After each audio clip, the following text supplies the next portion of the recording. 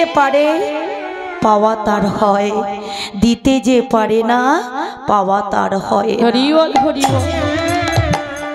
যদি বলেন কি করে হয়, তাহলে মহাভারতের কথাগুলো মিথ্যে হয়ে যায়। দ্রৌপদী এক জন্মে নয়, জন্মান্তরের দৃষ্টান্ত। সে জন্মে ছিল রাজার মেয়ে, কেতকিনী তার নাম ছিল। আমার রাজার মেয়ে হলে কি হবে, তার ভক্তি ছিল কৃষ্ণ ভক্তি পরায়ণী। শৈশবকাল থেকে কৃষ্ণকে ডাকতো। শ্রীমদ্ ভাগবত তাই বললেন, শৈশবে কৃষ্ণ ভজে কৃষ্ণ পাবার আসে, কৃষ্ণ পাবার আসে। আমার যৌবনেতে কৃষ্ণ ভজে আসে বানায় আসে, আসে বানায় আসে। পৌরেতে কৃষ্ণ ভজে সাথে ডোলালা সে, সাথে ডোলালা সে।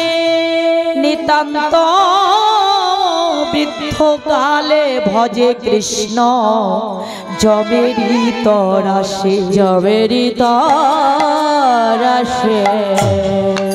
ভাগবত দৃষ্টান্ত দিলেন কি, ওমা এদিকে লক্ষ্য করবে, আনমনা হলে কিছু হবে না। কীর্তন শুনতে আসতে হলে বাড়িতে সবাই মিলে কীর্তন শুনতে হয়। পরিবারের সবাই, বাল্য থেকে বৃদ্ধ পর্যন্ত সবাই। কেন, কার কখন কি হবে এ কথা কেউ বলতে পারবে না। পারবে বাবা? আপনি ছোট থেকে যা অভ্যাস করবেন, কি বাবা মেনে নেবে তো সেই অভ্যাস? আপনি হরিবাসরে নিয়ে আসবেন বাচ্চাদেরকে, হরি নাম শোনাবেন, কৃষ্ণ নাম শোনাবেন।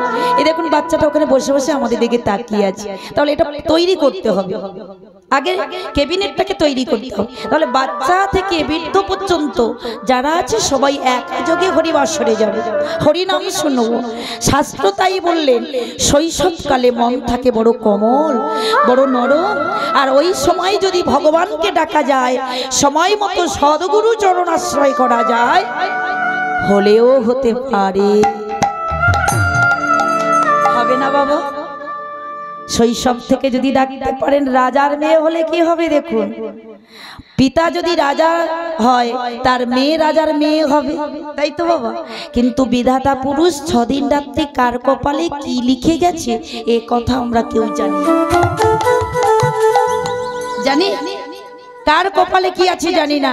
তুমি রাজার নন্দিনী হতে পারো, বিধাতা পুরুষ তোমার কপালে লিখে রেখেছে তোমার স্বামী হবে দরিদ্র স্বামী। তাই বলে তুমি রাজার মেয়ে হয়েছে বলে দরিদ্র স্বামীর সেবা করবে না। মহাজন পদ লিখলেন, রমণী যদ্যপি যদি হয় রাজার নন্দিনী, কর্ম ফলে হয় যদি তার দরিদ্র গৃহিণী। পিতার ওই সহ্য ধন তুচ্ছ করি মনে, আর দরিদ্র স্বামীর সেবা করো যতনে, করো যতনে। তুমি রাজার মেয়ে হতে পারো, কিন্তু বিধাতা পুরুষ তোমাকে লিখে দিয়েছে কপালে এ খণ্ডাবার কেউ নয় বাবা। তাই বলে তুমি দরিদ্র স্বামীর সেবা করবে না, তা কি করে সম্ভব? কেতকিনী ছিল রাজার মেয়ে, শৈশব থেকে কৃষ্ণকে ভালোবাসতো, এত ভালোবাসতো ভগবান থাকতে পারল না। কেতকিনীকে পরীক্ষা করবার জন্য একজন বৃদ্ধ বেশ ধারণ করে লাঠি ভর করে কাঁপতে কাঁপতে কাঁটার উপরে পড়ে গেল। বাঁচাও বাঁচাও, কে আছো বাঁচাও। চমকে উঠলেন কেতকিনী। কে? এমন কণ্ঠস্বর এর আগে কোনোদিন শুনি না। কি বাবা, ভগবানের ডাক তো আলাদা ডাক। শুনতে পেয়ে চমকে উঠলেন, এমন করে কে ডাকছে বাঁচাও বলে। কে তুমি গো? আমি তো তোমায় দেখতে পাচ্ছি না, কোথা গেলে তোমার সন্ধান পাবো? তুমি বলে দাও দয়াময়, কোন পথে গেলে আমি ওই পথিকের সন্ধান পাবো, যে পথিকে চিৎকার করে বলছে আমায় বাঁচাও।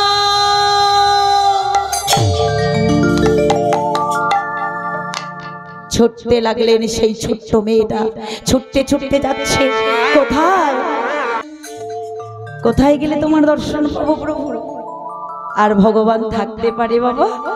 ভক্তের প্রেমে পাগল, চিৎকার করছে, কেতকিনীকে দেখে আরো ডাকছে, কে আছো?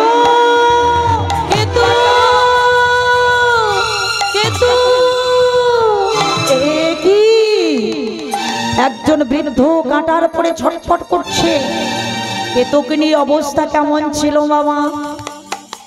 প্রাপ্ত বয়সের মেয়ে, নবযুবতী। আর ভগবান কখন চুরি করে গো বাবা? কখন চুরি করে? কখন চুরি করে বাবা? আজকে বর্তমান পার্থিব জগতের চোররা তারা সুযোগ বুঝে রাত্রিবেলা চুরি করে। আর ভগবান বৃন্দাবনের পাকা চোর, সেই সকালে নয়, সন্ধ্যায় নয়, ঠিক দুপুর বেলায় চুরি করে। হরি বল, হরি বল, হরি বল।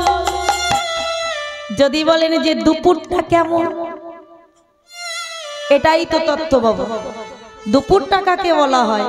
দুপুরটা হলো ঠিক ভরা যৌবন কাল। যৌবন কালে মন থাকে চঞ্চল, তখনই তো ভগবান চুরি করে, দেখি তুমি আমায় কেমন ভালোবাসো। ঠিক ভরা যৌবন, মেয়েরা মাসে একবার অসুচি হয় বাবা। কেতকিনী তখন অসুচি, কিন্তু কি করবে? বুড়োটা তো ছটফট ছটফট করছে। মনে মনে চিন্তা করলেন যে আমি কি করে পরশ করি, তাহলে তো আমার পাপ হয়ে যাবে। আমি তো এখন অসুচি। মনে করলো একবার ছোবো, তার বলছে না, ছোবো না, আমার পাপ হবে। যেই একটু এগিয়ে গেছে, আবার ভগবান চিৎকার করছে, ওগো আমাকে একটু তুলে ধরো না, আমি উঠতে পারছি না। কেতকিনী মনে মনে চিন্তা করলো, পাপ আমার হয় হোক, পাপ হলে সেই কর্ম করব যেন মুক্ত হয়ে যায়। কিন্তু বুড়ো মানুষটার যদি ক্ষতি হয়ে যায়, তার চেয়ে তো আরো বেশি পাপ হয়ে যাবে। কি গো? এইবার কোনো দিকে লক্ষ্য না করে আস্তে আস্তে হাতটা ধরে তুলে দেখে যে ছটফট করছিল বাবা, আঙুল ফেটে রক্ত ঝরিয়ে পড়ছে। রাজার মেয়ে তাড়াতাড়ি করে নিজের শাড়ির আঁচলটা ছিঁড়ে নিয়ে গোবিন্দের হাতে বেঁধে দিলে, আর রক্ত পড়ছে না। সেই বুড়ো ব্রাহ্মণ বলল, মা তুমি আমাকে বাঁচালে। আচ্ছা বলো তো মা, তুমি যখন আমার এই কষ্টের হাত থেকে রক্ষা করলে, বলো তুমি আমার কাছে কি চাও? পরীক্ষা, বলো তুমি আমার কাছে কি চাও? বলল, ওগো তুমি কে হও তা আমি জানি না, তবে তোমায় দেখে মনে হয় তুমি একজন বৈষ্ণব।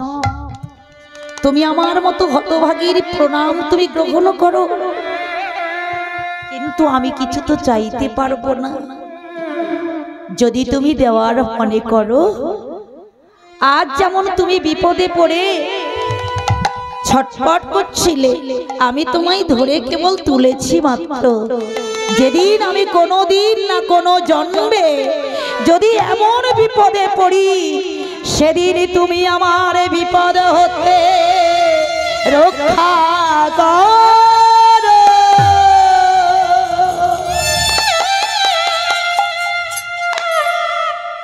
সে তো ওই জন্মে চলে গেল বাবা। দেখেছেন, এ জন্মে কিছু দিলে এক জন্মের কর্মফল এক জন্মে পাওয়া যায় না। এই জন্ম জন্মান্তরের দৃষ্টান্ত, জন্ম জন্মান্তরের ফল পাওয়া যায়। সে জন্মে দিল, আর এ জন্মে পেল কি করে? পাশা খেলায় হেরে গেল। মামা শকুনি তার বংশের হাড় দিয়ে পাশা কাঠি তৈরি করেছিল।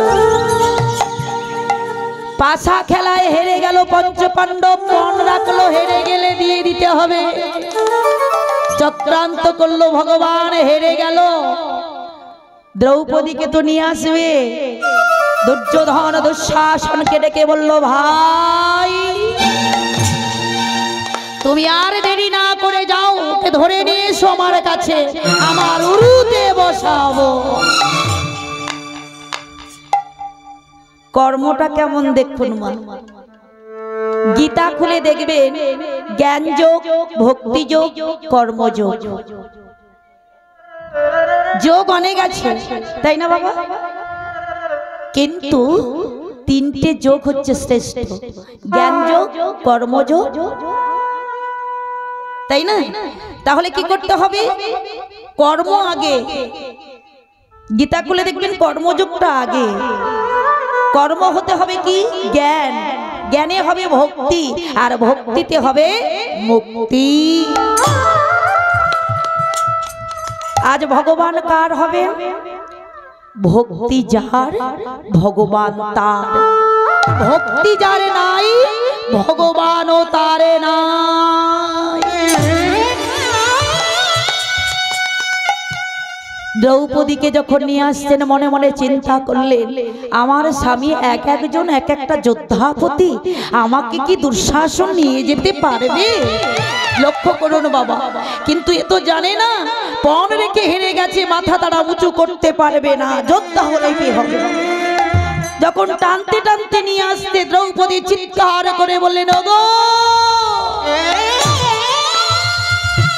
তোমরা সবাই এক একজন যোদ্ধাপতি, তোমার দ্রৌপদীর লজ্জার হাত থেকে বাঁচানোর জন্য কেউ কি হবে না?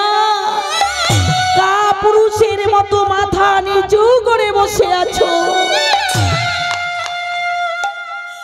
পাঁচটা ভাই কেউ মাথা তুলে দেখলো না। ভীম একবার রেগে উঠছে কিন্তু পাচ্ছে না। ধর্মরাজ যুধিষ্ঠির চেপে রেখেছে, না ভাই হবে না। কেমন লক্ষ্য করো, দ্রৌপদী মনে মনে চিন্তা করলেন যে আমার স্বামীরা না পারলে কি হবে, পিতামহ ভীষ্মদেব রয়েছে, কর্ণ রয়েছে, আরো সবাই মহামহারথীরা রয়েছে, ওরা কি আর এই অন্যায় অত্যাচার সহ্য করবে? নিশ্চয়ই কেউ যদি না পারো পিতামহ ভীষ্মদেব অন্তত আমাকে বাধা দেবে।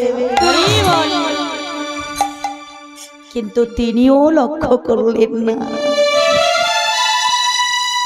সীতাদেব পঞ্চপাঞ্চালী যখন হাত ধরে টানতে টানতে নিয়ে যাচ্ছে, দ্রৌপদী চোখের জলে বয়ানে ভেসে যায়। মনে মনে অভিশাপ দিলেন পিতামহ ভীষ্মদেবকে, দাদু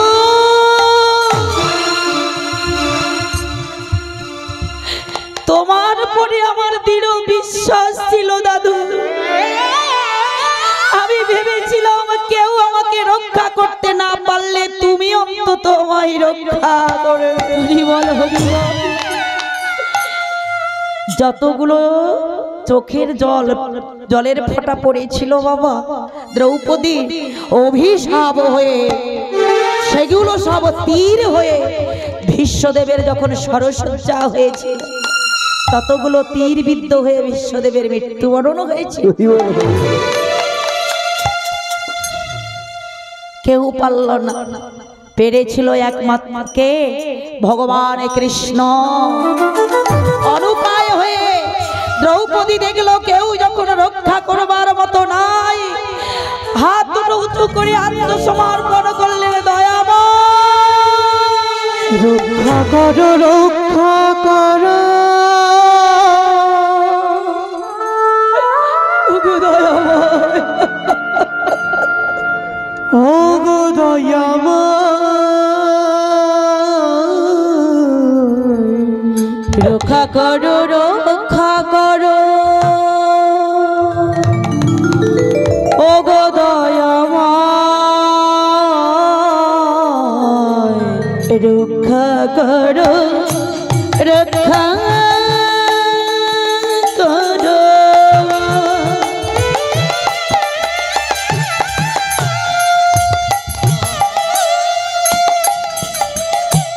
ও গো দয়াময়,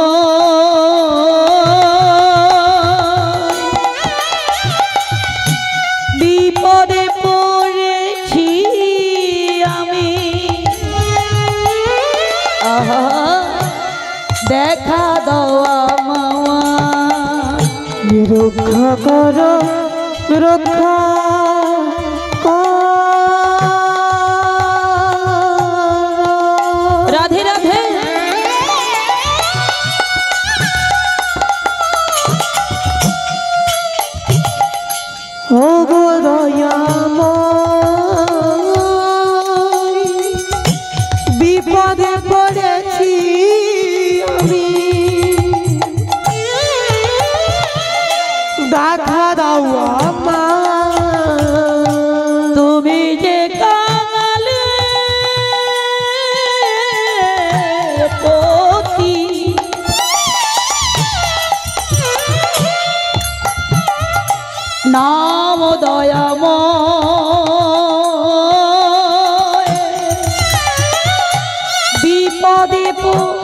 রেছি আমি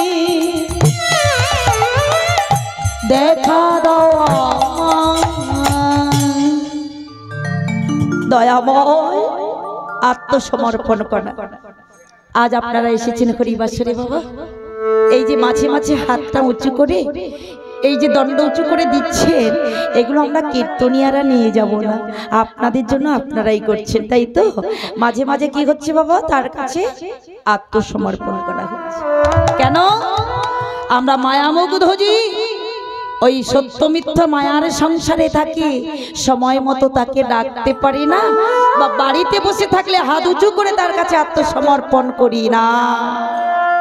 তাই হরিনাম যজ্ঞে হরিবাসরে এসে দুটো হাত উঁচু করে যেজন আত্মসমর্পণ করতে পারেন, ভগবান বলল এই যুগে নয়, যুগে যুগে আমি তার হয়ে যাই। ধনী হবে না? হরে কৃষ্ণ।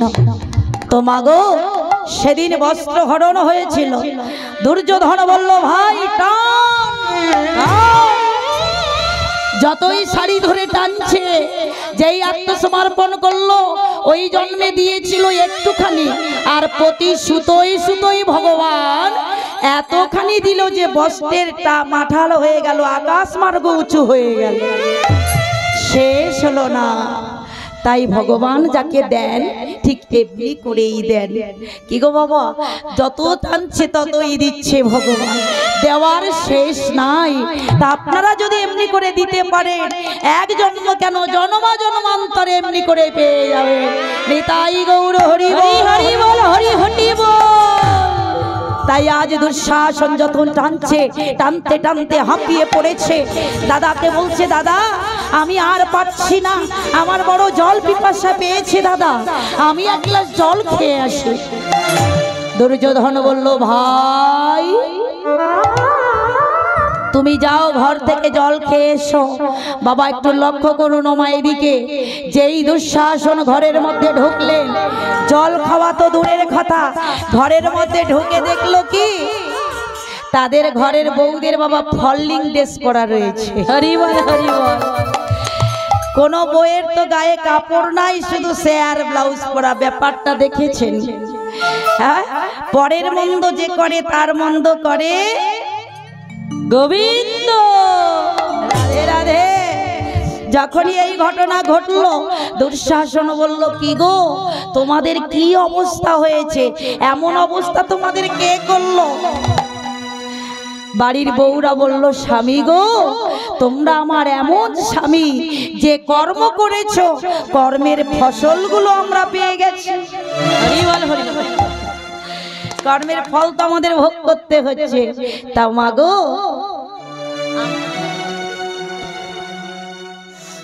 তাই তোমার, তাই এটাই হচ্ছে তার খেলা বাবা। তা যতখানি দেবেন ততখানি পাবে। দিয়েছিল বলে আজ দ্রৌপদী এমন করে পেল, ভগবানের কৃপা লাভ করতে পারলো। এই হলো সেই ভগবান, আমার সেই ভগবান।